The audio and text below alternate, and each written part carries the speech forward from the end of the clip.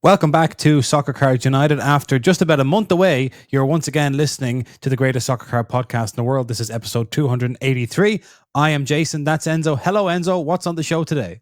Hello, Jason. Today, we're catching up on the Tops releases, stuff that we've missed and stuff that's coming out, telling some stories from our recent travels. We've been Fanatics Fest, we've been to Scotland, and checking in with the latest battles, Jason, in the newly coined auction wars that has been going on in the collectibles industry. That sounds very exciting. Let's hear that music.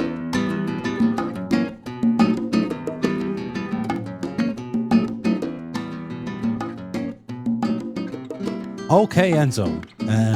Let's see if we can remember what the podcast sounds like as we take a look at a product that just came out today. So we're actually catching up right on time with this. This is Topps Merlin UEFA Women's Euros 2025. So this is a version of a women's Merlin product. Yes. Available now on Topps Europe.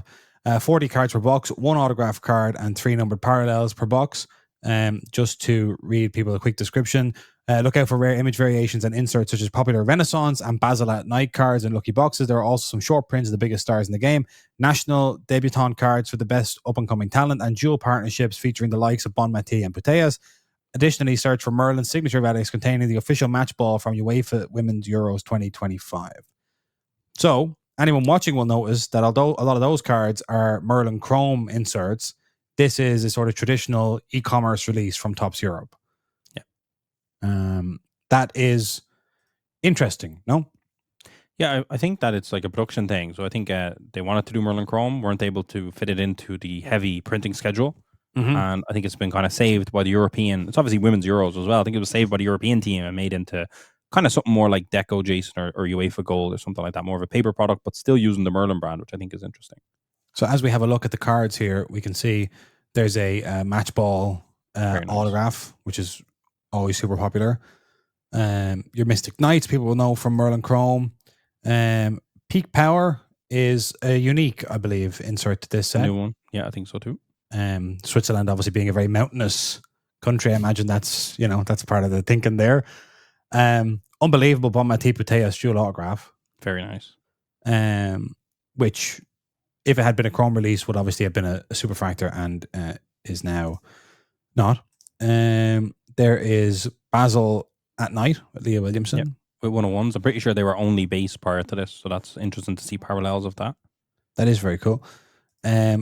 Now, just to say, this is our first kind of, you don't really notice it on the Leah Williamson Basil at Night, but just to say that like the men's Euro products last year, there are the main, some of the top teams are airbrushed. England, Italy, France, Germany were the ones. Yeah. Obviously not necessarily all in the tournament, but yeah, those are the ones. So that's a shame for the teams, the nations that don't have the license and have the airbrush kit. That is a shame. But most of the teams, I think, do have it, which is nice. Yes.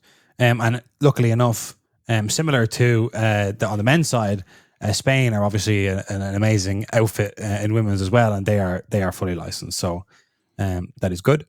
There is a Norway. Norway is licensed. Caroline Gray Hansen match ball. And Denmark there as well. Just have a quick look at the old checklist. There's also, Jason, I think 1 in every 5 boxes has a bonus autograph too. All right. That's an interesting. The odds on the bonus autos. That's nice. I think it's fun. It's good, but I'm a bit disappointed from the point of view of like we really haven't had a women's national team set that's top quality as of yet. There are kind of like strong Donruss Hobby Blaster Women's World Cup vibes here. Yeah, very much in the same. And obviously, like even if it was a Chrome set, I think the airbrush kits would have kind of taken away from it still. But but it's nice. I think it's a good one. It's glad to be getting it. For sure. This here is an interesting one. The National Debutante variation. So as far as I know, there are not. Maybe there are, but as far as I know, it doesn't look like there are national debut logos, patches or logos. Sorry, yeah, like the badges basically for players that are making their national debut. So instead, we have a national debutante subset. That's confusing. Yeah, we'll have to see how that kind of shakes out. Yeah. Big old Renaissance checklist, Basil at Night checklist, Eurostars autographs, Peak Power autographs. Some moments from various moments. I think Miedema scoring the winner in the final for the Dutch a few years ago, I think, is there as well. In those fairy tale moments, subsets. Dual autos, and then a big old match ball signature auto. Only and an one. only one. Be fascinating to see if that's a female card. I think it really should be. Hopefully it is. Yes. Because obviously from women's knockout, the only one was hit out of box we sold, Jason, and it was a Musiala. Which I like that it's unpredictable, but I think especially if they kept it as like a national team, women's Euros only one, it'd be unbelievable. That'd be really, really, really cool. So presumably this product will be reasonably popular. Definitely. And hopefully the next time there's a Euro cycle of men's and women's Euros, or World Cup. I was going to say on the Euros thing, though, hopefully Topps can get the licensing sorted out. Oh yeah, big time for Euro 2028 and Euro 2029. Yeah, and then as you say, hopefully the next time there's a major international women's tournament, we can get a proper hobby collection. One of the other things that we saw while we were away was this Manchester United Chrome Deluxe set was announced. Oh yes. So this is to release July 25, which is next week. 5 autograph relics and 1 relic per 8 card hobby box, 3 boxes per case. One of the world's most popular sports franchises gets a high-end chrome release of its own that showcases past and present stars on plenty of hits, and that's not all that can be found. So this is basically a deluxe Man United Chrome product, and the timeline seemed to be pretty excited about this one. Yeah, timeline. We went to an Irish trade night, Jason, and people were chatting to me about this one as well. I think that's Ahmad's first autos too. So yeah, Man United, obviously very bad season last year. Almost won the Europa League despite the bad season. Didn't quite get it. You always think that they're, it's not movie that popular. They're kind of in a down period, a down cycle, whatever the case may be. But they are undoubtedly the biggest club in the world from kind of a commercial point of view, and their fan base is global. It's crazy. They've been starved of product to a degree. And yeah, obviously having in Amad Diallo's first autos, having in Sir Alex Ferguson autos, having in some base George Best, it being chrome, so you can get super factors. Obviously no David Beckham autographs here because he's exclusive with Panini, which is a shame for this set. But people are going mad for it, and it's nice to kind of get a deluxe. I think there's been a lot of success with the team license more premium sets. They had that kind of period where they did the Topps Chrome with 20 on card autos guaranteed, etc., etc., and it wasn't really for anyone, I think, in the end. Yeah. I think that they did the Topps Chrome Liverpool and Topps Chrome Barcelona, and Juventus, which I think were successful products, but a different skew again. These seem to be a lot more limited, higher price point, but I think it's been well received, similar to kind of PSG Black and White and a few other bits that have been similar. Yeah. This is kind of whatever non-Man United fans may think of the price or of the content of the box. This has gone down a storm. At least that kind of first buzz at the first buzz stage. Just to say here on this article, a typical box would include 2 serial numbered cards at top of the hits. These would include cards for the Old Trafford Ovation, Manchester United Chrome Class of 92 and All-Timers sets. Parallels for Old Trafford would include orange, purple, black. So that's 25, 15, 10. Red Devil parallel to 5 and 101 super factors. So yeah, there's all sorts of stuff. We can have a look at some of the images here. There's George Best, as you say. No, we can't scroll. Right. You were talking about Ahmad having his first autographs there. Wayne Rooney autographs, Alex Ferguson autographs. Then all sorts of patch autos. There's a Roy Keane. Match worn. I really like, this is something I didn't even say to you, Jason. The match worn memorabilia is giving off a lot of Upper Deck vibes. Yes. Which I like. That card there, actually, if you with the diamond shape, if you took away the Topps Chrome and you put Upper Deck on it, you would believe that is kind of an Upper Deck Manchester United situation. Obviously, they're from the Treble Legends subset from when they won the treble. You look at this Brian Robson. This is walkout worn, I believe it says there. Walkout worn memorabilia. Which I appreciate them. I prefer walkout worn to player worn. I think walkout worn allows you to pull the badge off a jacket. Jimmy, Yeah, the and just jackets kind of say, look, this is what the story is. This was worn. This is a walkout jacket. It's a cool patch. What do you want? I think collectors appreciate the specificity. Definitely. Yeah. So Man United collectors can get very excited about that one. And then, speaking of club products, PSG, we're getting something called Topps Exhibition PSG Collection. Okay. That's new. That is new. So I'll show you the kind of juiciest card we've seen. But first, the first ever Kavica Kvaratskhelia on-card autographs are going to be included in this set. There you go. There's the... Has he had on-card autos? I don't think so. Right.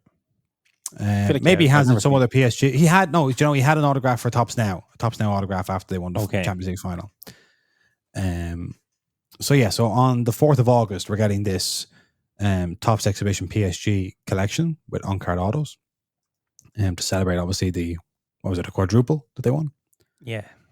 But this one, look at that. That's different. That's very, very cool. The actual shirt. The design is lovely. Sorry, the design is lovely. Yeah. And this is apparently the actual shirt worn by Desiree Doué in his PSG debut. Oof. And it's going on into this tricolor card here with his autograph and a cool tricolor patch, the French flag. So PSG obviously having a moment and Topps taking advantage of Michael Rubin's close relationship with Nasser Al Khelaifi, the head of PSG, and also the incredible PSG season that they've just had. That's beautiful. Obviously, apart from rookies, that's probably his greatest ever card, Jason.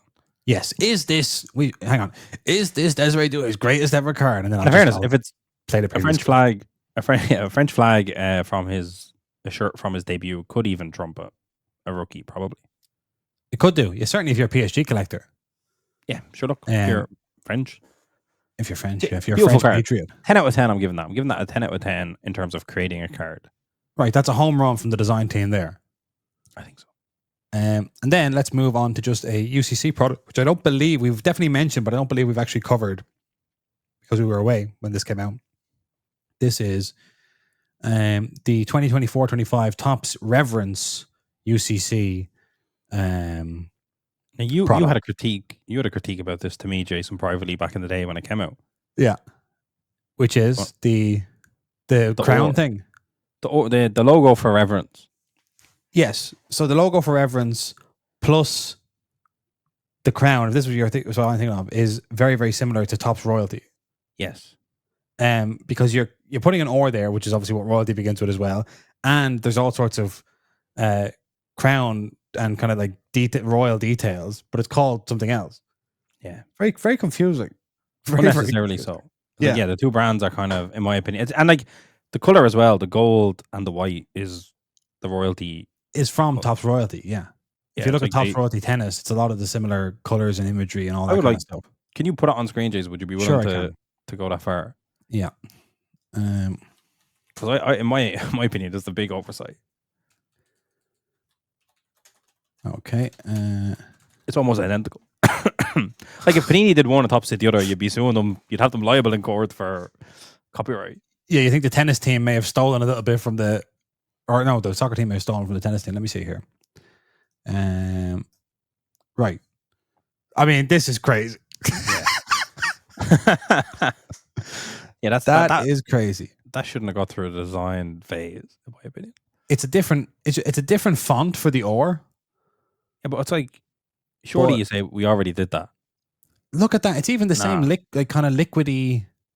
Yeah, no. The kind of marbling effect is the same here as on this Emma Raducanu card. That's crazy. That is crazy. That's just like, it's grand or whatever, but it's like, it's really, if I was in charge of the team, I'd be like, no, you can't do that. Looks great. That looks crazy. Yeah. They had, I mean, obviously, like, I think what happened was they had Reverence as the name, but like Reverence is like obviously sort of like tinged with like, religion, etc. It's like, so maybe this could have just been Royalty. It could have just been Royalty, is what I'm saying. Because they obviously came up with the name Reverence. Then they were like, we could do like stained glass and like sort of like ecclesiastical imagery and stuff. But they're like, nobody wants that. So then it's like, you got to get rid of the name. You can't just have an arbitrary name of Reverence and then make it look exactly like Royalty. Yeah, and I'll go as far as to say this as well. I'm not a designer, of course. But on those cards with the crown behind them, that card would look better without the crown. Yeah, and also look at this. Coronation Day. Royalty art. That's a royal thing. Yeah, is that not the crown? Is that not Yeah. UK? Yeah, crazy. When you get the crown on your head. The Yamal above that looked much better. That looks great. Yeah, that's a fine design without the crown behind it. Yeah, I agree. So yeah, it seems to be high-end set. People are into it. Don't get me wrong. We're just saying it looks a lot like royalty. That's all. It's amazing. If I'd never seen this design before in royalty, it looks good. It's not that it doesn't look good. It's just that it looks. Yeah, like it looked good in royalty, and it looks good here. It's just the critique you have is that they look the same. Yeah. It looks like this one is coming out on July 23rd, according to Checklist Insider. Yeah. 8 cards per box, 4 boxes per case. Every box includes 3 autographs, 1 encased relic or auto relic, and 4 base parallels. That's 8 cards per. Look at that. Club royalty boxes. Oh. Club royalty. You can't say that. Hang on, what's this saying? So I think there's situations where you can get certain I think it's like a mini box format, I think. So the different types of boxes that are inside a Reverence box. Or I think you open the Reverence box and you'll have a box that is either like all the same globe, or something like that. You can read it. Sorry, that was a terrible. No, I think I understand what you're saying. Oh yeah, it actually says it up here, right? While the total output is the same, collectors can find 7 different themed box formats, like Club Royalty with 3 club-specific autographs, National Reverence offering 3 autographs in the same country, and Triple Jewel, which has 2 Reverence Jewel autograph relics and 1 Crowned Legend Jewel autograph. I'm just saying random card words now. You can't call it Club Royalty. That's crazy. Club Royalty inside Reverence, but it's not royalty, but it's the royalty design. I think it's going to be a big hit, to be honest. Jokes aside, I think it's going to be a very popular set, and I do like that format. Like, you open the outer box and suddenly you're like, right, we're getting all the same club. Like, imagine that for a break. It would be bleeding. Yeah. You buy into the Chelsea spot, and then you open it and it says the club is going to be Chelsea. That'd be fucking nuts. And then your base cards are delivered in a separate slider box here, it says. Yeah, I'm imagining this box to be a very nice, one of those ones where you see it being open and it looks... Yeah. Primo. It's going to be nice. Very royal, I would say. Fit for a king. Fit for a king. That's right. I think that's going to be very high end, very hard to get, would be my expectations. Yeah. So tops have been busy while we're away is the essential... the top and bottom of it. Yeah, it's the top and bottom of it. We heard something that we can't fully disclose on this podcast, but we will say, I'm going to say this, Jason, this was not on the limit. We heard that some Tops brands this year, not Tops brands, that's a hard way to say, some major releases that we all like are actually not in this year's calendar at all. I can't say which one it is because I didn't get verification if I could break such news, but there's some people's favorites, some full releases that are not actually going to be in the calendar this year, which is disappointing in my opinion, but also it was very much a production thing, I was told. So I can't break it. Maybe if you talk to me at Soccer, I might be willing to loosen my lips a little bit, get some pints into me, Jason. I'll start talking like a... You're singing like a canary. That's right. But that's something I'll try get verification on if we can break that news, Jason. But that's some popular sets not coming out this calendar year, so be careful. Be careful out there. There's some Merlin, whatever the Chrome version of the Merlin Women's Euros was going to be, is not the only victim to fall to a busy calendar. Right, let's take a quick break and then tell everybody where we've been for the last month or so. As I said, we haven't been doing the podcast for the last few weeks. What was supposed to be basically a week off after the Fanatics Fest in New York turned into several weeks off. Not off work, but off the podcast. Jason, some people would consider 4 weeks to be a month. Well, I'm trying to keep it in weeks. I don't want to start counting in months. Obviously, we missed the window to do a full Fanatics Fest recap, but we should say that we were at the Javits Center in NYC a month ago for the Fanatics Fest, where we were set up with a booth. We were one of the only soccer booths there. And people are probably curious to hear how it went. Look at these 2 happy campers here in front of our table. What a booth. What a booth that was. But it was fun, right? It's good. It was fantastic. I'm sad we didn't get the opportunity to. I'm literally still just coughing. Apologies, but I'm literally still sick from NYC. So that's half the reason why the podcast was paused was ailment that I got and then gave to you, and we both had, and then mixed between being in NYC, prepping for NYC, being in NYC, recovering from an ailment. Then we had to catch up on the entire business. So that's kind of what happened. Yeah. I would have loved to do a full breakdown of Fanatics Fest when it was raw in my memory, but our overall experience. What a card, by the way. That overall experience it was unbelievable. Much better than last year. Last year we just walked the floor, didn't have a table. Heard a lot of negatives about having a table last year's show. We seen kind of enough vibe, enough energy, enough FOMO to say, I think it might be different next year. Let's just get a table. I think this could be a good decision. Mm-hmm. And it worked out being an amazingly good decision, Jason. Yep. We had a very good time. Apparently there wasn't that much soccer at the show, so a lot of people were coming up to our table happy, relieved, ready to do deals. We did a lot of deals. We had a good time. We kind of flew the flag for Europe on one hand, we flew the flag for soccer on the other hand, but ultimately we had an incredible 3-4 days in NYC. The saddest part was having all the kind of festivities happening around us and kind of being stuck to our table and not really able to get involved. Just kind of watching various celebrities and entourage just kind of fly by. We were not fortunate enough to have Steve Aoki or Emma Roberts come up to our table and do deals with us, unfortunately. No. Very sad. Or Tom Brady, for that matter. But it was unbelievable. In terms of revenue, it was a fantastic and worth our time to do it, which was great. Yep. And yeah, I came away with it, Jason, saying to you that if anyone in Ireland specifically wanted to go to the National, was asking us about it, I would actually recommend, based on that experience, to go to Fanatics Fest. Because you can often go to the National as a soccer kind of main person, go there to the National, and there's not that much soccer on tables. You're a little bit out of your depth. It's all a bit intense. It's all a bit crazy. It's all a bit stuffy. It's all a bit mental. Yeah, you can very easily get lost at the National. And I think if you're at Fanatics Fest, first of all, you're in New York City. Second of all, the cards are there and you're able to get to the tables relatively easy enough a lot of the times. Yeah, especially if it's a soccer table. Yeah, especially if it's a soccer table. And if you're done looking at cards for a little bit, there's a load of other shit going on in the room that's really fun. Obviously, the National has its own charm. If you're further and deeper in the hobby, I would say, if you're more of a veteran, if you have kind of higher end cards, I think the National is the place to be, especially with Socko, which we'll talk about later. That's really become the National for a lot of the soccer collectors. Mm-hmm. Unbelievable experience, very fun, very good, well organized for the most part. Jason. Mm-hmm. Loading in, loading out was a bit of a mess, but it was really, really good. A lot of people complain about the price of the table, Jason, was $3,000 for the full 3 days. Yeah. A lot of people think that's crazy expensive. We had 3 tables, 3 display cases included. Yeah, we should say as well, they sell like a standard, well, they sell multiple kinds, but they sell like booths rather than tables. So yeah, but it's not 3,000 for a table. It was 3,000 for 3 display cases, 3 tables. Yeah. For 3 days. Yeah. So very much not that far off what a European show would be charging for tables and days. Do you know? So like a lot of people say it's crazy, but I actually think it's relatively standard for what it is. Yeah. I don't know what else to say. It was just a good I'm time. just trying to think about what we had. Obviously, I think a lot of the soccer that was there, Lamine Yamal, we should say, was on everybody's lips and was definitely the kind of crossover. And we've seen this before. Like, there's generally kind of one player that the non-soccer people know every year, as well as Messi. So they know Messi, and then they know they have space in their minds for one other soccer player. And this year is very much Lamine Yamal. There was some incredible stuff like on display from high-end collectors that had brought like Lamine superfractors and things.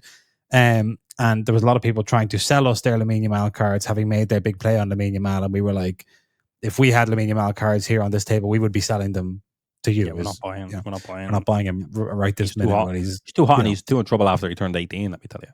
Yeah, flinging dwarves around the place. And the other thing was, people are there, as you kind of alluded to have fun, and as like kind of fans, and as like they kind of come in a kind of a very jovial mindset. It's not like the National. People aren't necessarily, at least on soccer, we didn't find that they were trying to like, claw back, make their margin, make their money on every purchase. There was we sold directly to a lot of collectors, and we sold various things at or just about at sticker price, which is almost unheard of.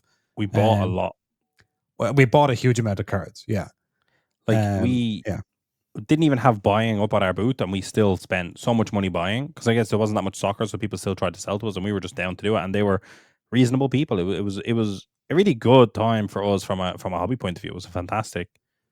It was great. We had some cards priced most of the cards were priced already, and a lot of them had different like either euro or pound currency symbols. And we made the decision that whatever the price was on the sticker, we were going to honor that price in US dollars.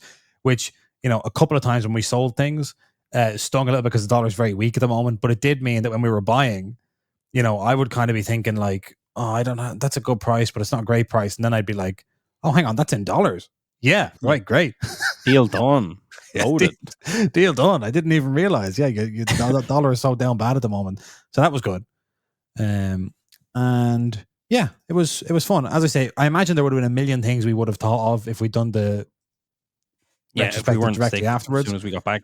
But it was good, like 10 out of 10. Like it was fantastic. It was worth our time. We got to chat to a lot of people, do deals with a lot of people. It was just a good vibe. I'm looking forward now to the national, kind of having the experience in Chicago and then comparing the two retrospectively. Yeah. But yeah, it was a lot better than it was year one. We just walked around year one, but you could tell it was a lot better. Yeah. Yeah, roll on next year. I don't know if I would vend again because, you know, it was like financially worth the time. And it was great. I'm not sure because it was like, it's still a big ordeal to transatlantic and vend and et cetera, et cetera. And you're stuck at the table. There's less walking around. Like I'd probably maybe go back to attending next year, Jason. What would you? I mean, in the moment we actually put our names in the hat to rebuy a table again for the following year. Yeah, but I don't know. I mean, like I think in terms of kind of flying in for it and vending, it's a big effort, and they're very long days at Fanatics Fest. The show went till 7:00 in the evening, yeah, and you're pretty much getting in at 8 probably to set up for 9. Yeah, so they are massive days. We did kind of miss, especially because there was so much extra soccer stuff, like FIFA were there, and there was loads of clubs there. The Premier League were there, and there was a lot of stuff that when we were walking around last year, we were like, "Where's all the soccer activations?" And then this year, it actually didn't really matter how many soccer activations there were because we were at the table the entire time. So maybe if we went back and walked around, then it's like, oh, I can, you know, do this. Like we were busy for the whole time in New York. Partially why we probably ended up staying sick after getting sick is that we just weren't having breakfast or lunch. It was just flat to the mat, and I wasn't even hungry. It was just adrenaline. I had coffee in the morning, which I would never do in Ireland, and it was just adrenaline for the rest of the day. And then we did have a lovely dinner after the fact, like 8 p.m. or 9 p.m. And that's how we were living in NYC. But yeah, I'd probably go back to it. I don't know, like it was a perfectly successful vending time, but more so missing out on everything, missing out on being able to walk around, see other table. Like I don't know. It was an interesting one. Having an extra pair of hands with us would probably help. Obviously, shout out to our dear friends that were there. People that helped us out. We got to speak to Jesse as well from Sports Cat Nonsense when he wasn't being sports boy. He was walking around crazy the first day. Yeah, there was a whole character bit going on. It was all sorts going on. But in general, it was great.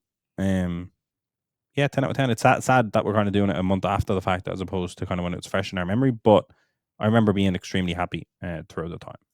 Yeah. I'm sure I would have been much more downbeat if you'd interviewed me directly afterwards because I would have been exhausted and grumpy. But now thinking of it, it was good. It was good stuff. Yeah, it was good. And then a similarly glamorous expedition I made a week or 2 weeks afterwards or something like that to the Scotland card show in Glasgow. Yeah, sorry to all my Scottish fans, should I say? Oh yeah, I was still recovering from all sorts of sicknesses that I did Scottish Enzo heads were absolutely devastated. Yeah, completely fuming. And a lot of people couldn't find me because they're not used to seeing me on my own. They were like, I was looking for the two of yous and I couldn't see you. It's almost like the what they're looking for, the skyline that they're looking for wasn't there. That's right. Anyway, so the Scotland card show was back at the SCC in Glasgow. It was good fun. Shout out to Neil who gifted me a couple of his books. Did you put them on your shelf the opposite way? I didn't. They're still flat. Did some buying of some various bits. The most interesting thing, Enzo, about this, and I said this to you weeks ago because as we haven't been on the air, but the most interesting thing was that the Scottish collectors seemed to have kind of gotten over the SPFL thing because there was no SPFL release from Topps this season. I think they feel a little bit abandoned by Topps and the SPFL license, and therefore have decided to stop engaging as strongly with it in terms of the previous years. That's fine. I would have thought the opposite would have happened. Yeah, you would have thought that. That's exactly what I thought. I was like, now they're kind of starved their product when they see that we have on-demand boxes and also loads of singles from all of the years of SPFL. They're going to be really interested. They're going to be like, oh, I haven't had any SP. Great, let me open this. but I think they're just kind of like joining kind of the mainstream European hobby and leaving the good days behind. I think there's like a lot of people coming up buying SPFL singles not as a joke but as a novelty. Not soccer collectors, Pokemon collectors maybe that were there, and they'd be like, "Oh, a Motherwell autograph! I have to get that for my mate. He's a massive Motherwell fan." But in terms of like the days of turning up to Scotland and not being able to keep Celtic or Rangers cards of any, any kind in stock, that's over. So that's my big piece of news from Scotland. But other than that, great show, and shout out to Jordan and all the team over there. And then you mentioned that we're going to the National Chicago in two weeks. Yeah, that's going to be intense. 2 weeks, Janie. Yeah. I actually, just before we came on to record this, I sat down with Scott, WCO Cards, the organizer of the Soco Expo, to have a chat and to break some news. And he will be the guest on this week's Casual Friday. So you're telling me Casual Friday releases on a Friday, was not necessarily recorded on a Friday. That's a little look behind the curtain. Peek behind the curtain. Yeah. So yeah, I think Soco's going to be really good. And that's our little travel update. Yeah, love it. So people have missed us for a month, but they're going to get us twice in a week, or at least get you. Yeah, they're going to get me twice in a week. Yeah. There you go. What more can you ask for? That's right. It's really worth the wait, I think. Right, let's talk about Ken Goldin after this.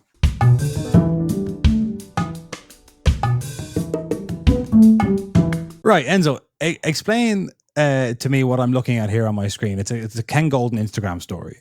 Should I give backstory to it, or should I get straight into this? What I'm looking at. Well, what would you like to do?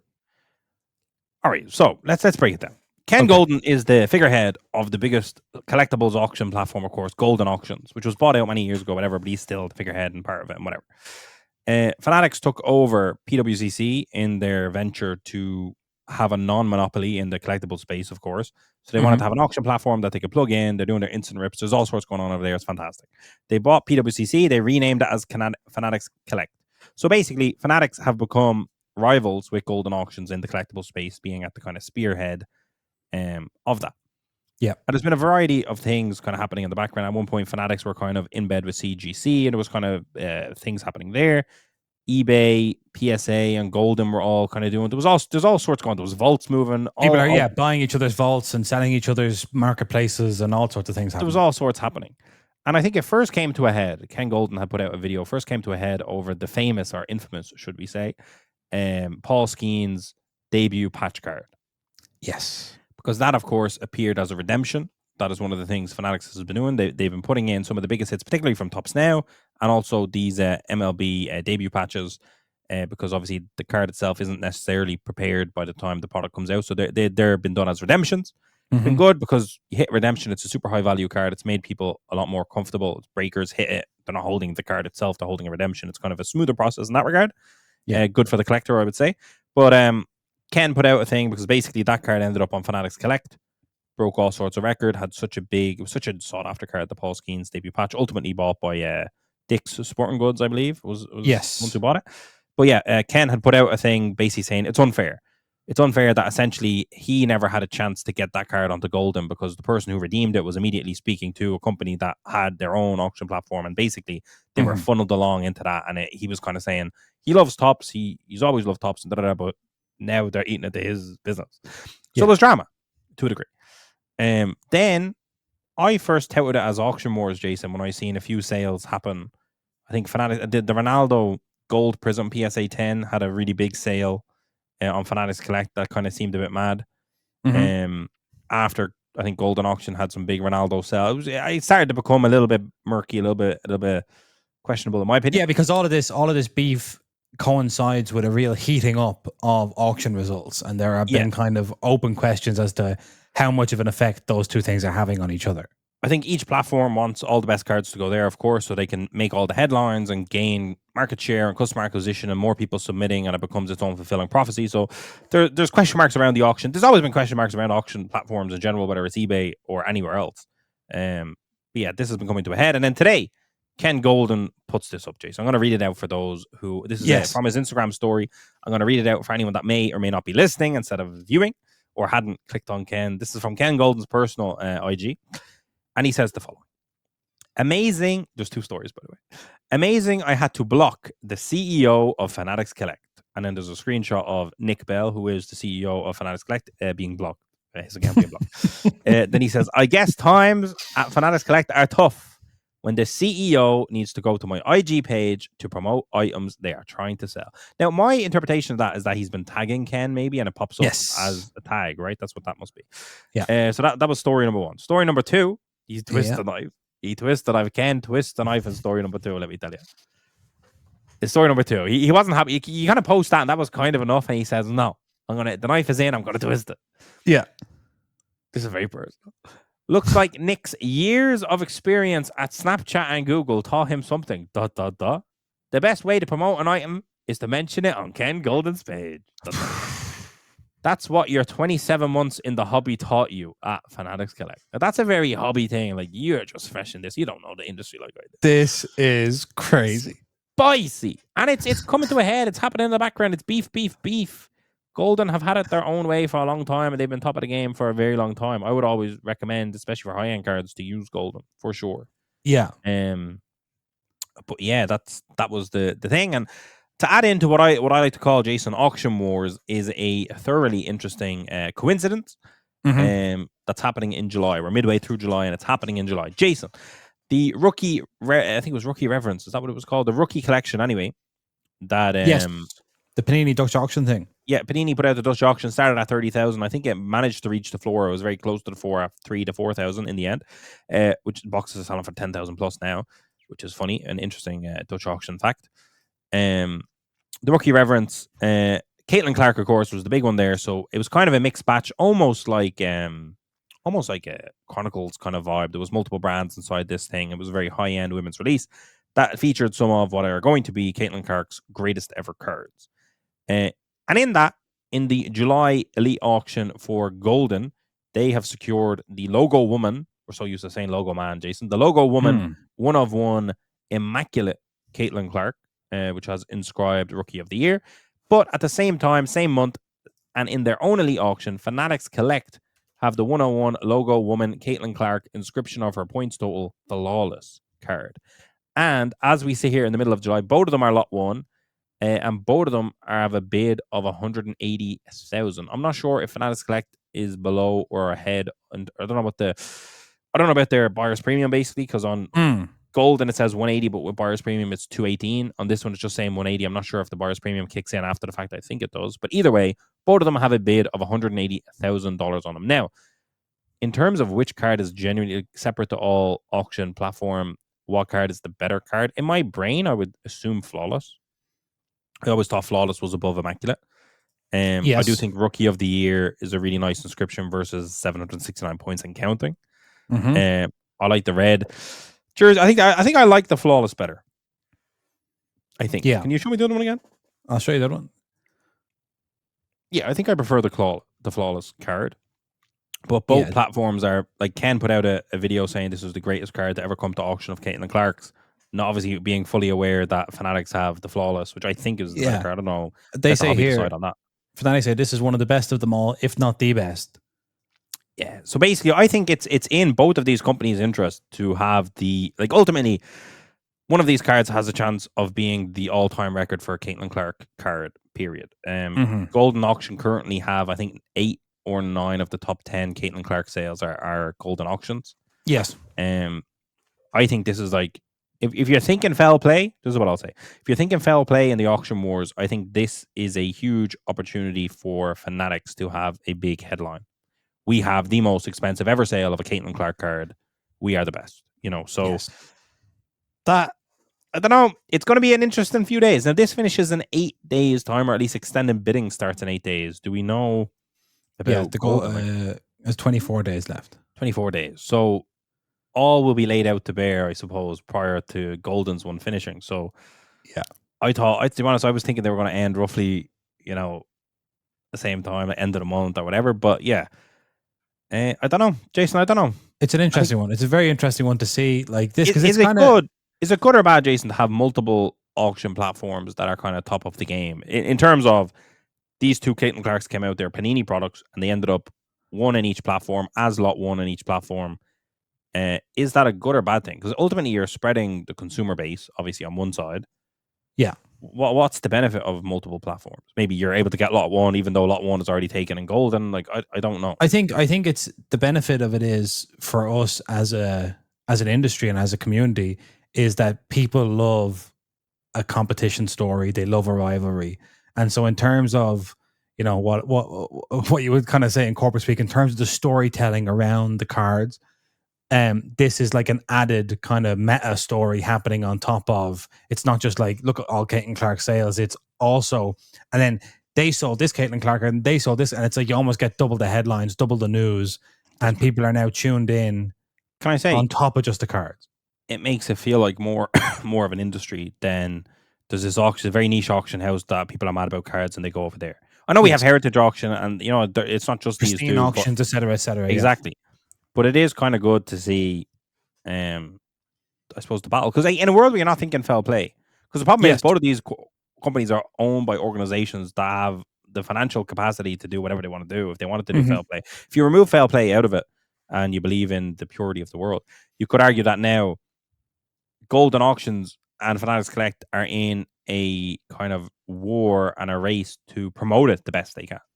And I also think the best content, the greatest story. We need to get as many eyes onto this as possible so we can outpace our competitor that's doing the same with a similar card. I think that Ken maybe was, you know, because Ken obviously self-styled king of collectibles and all that stuff.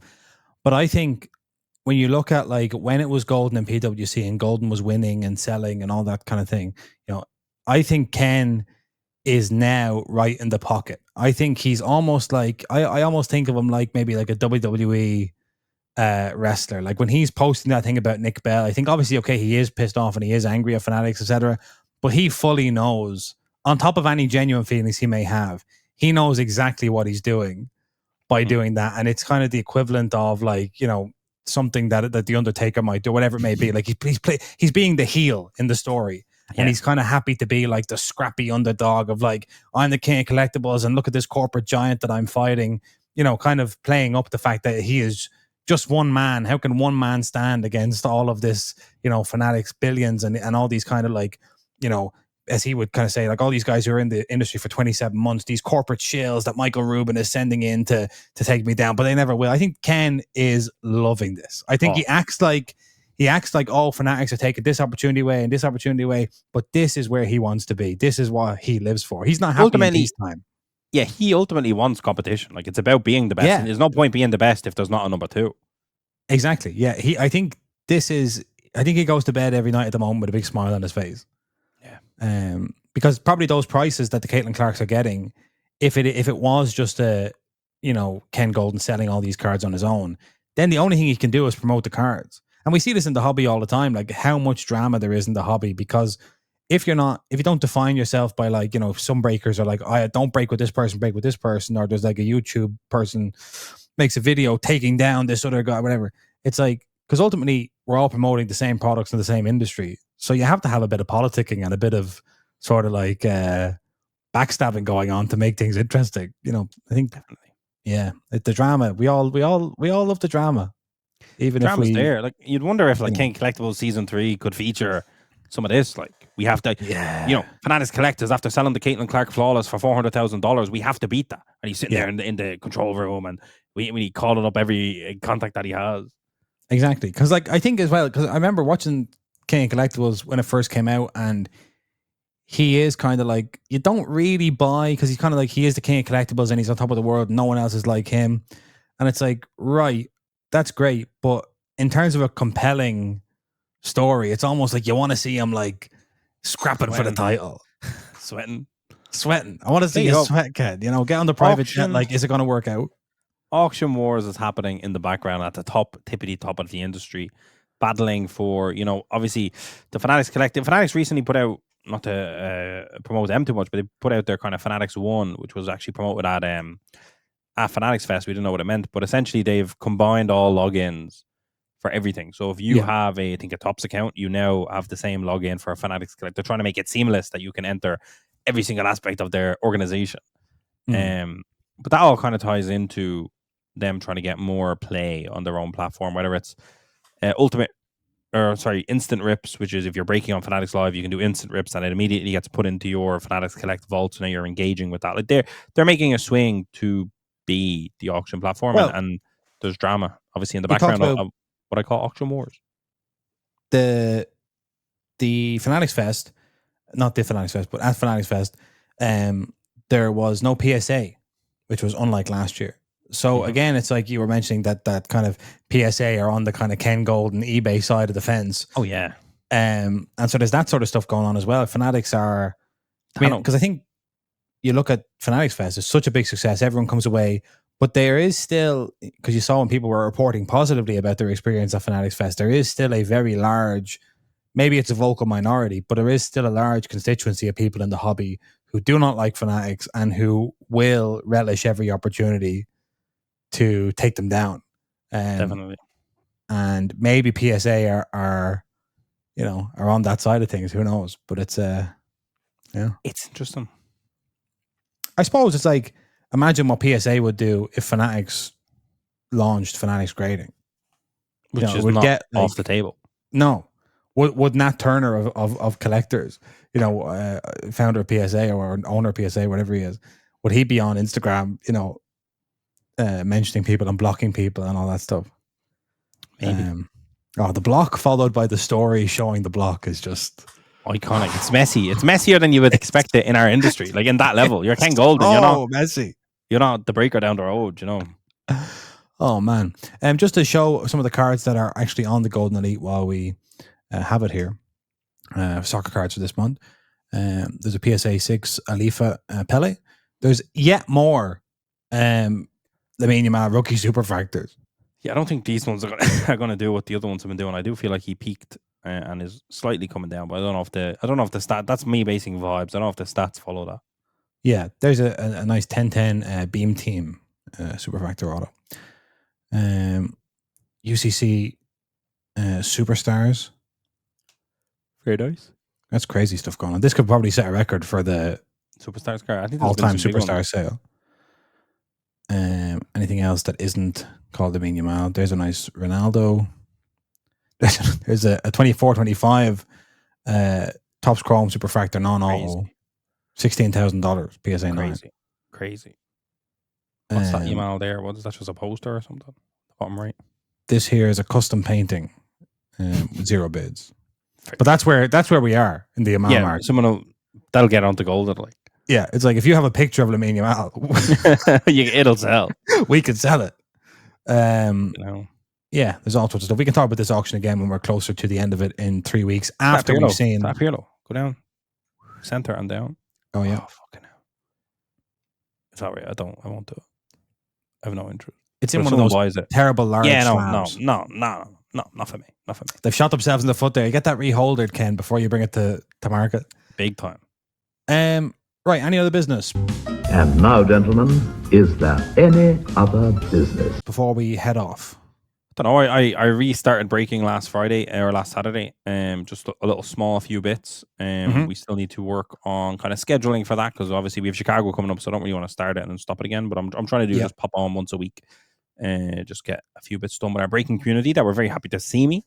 Very sad that we won't be at the next London show. A lot of them said they were looking forward to meeting us, which would have been nice. Well, in the flesh. Yeah, it's like a completely different cohort of customers, which is interesting. Like completely different engagement with our brands, Jason. So that's fascinating. Right. But yeah, no. Beyond that, it's going to be Socko.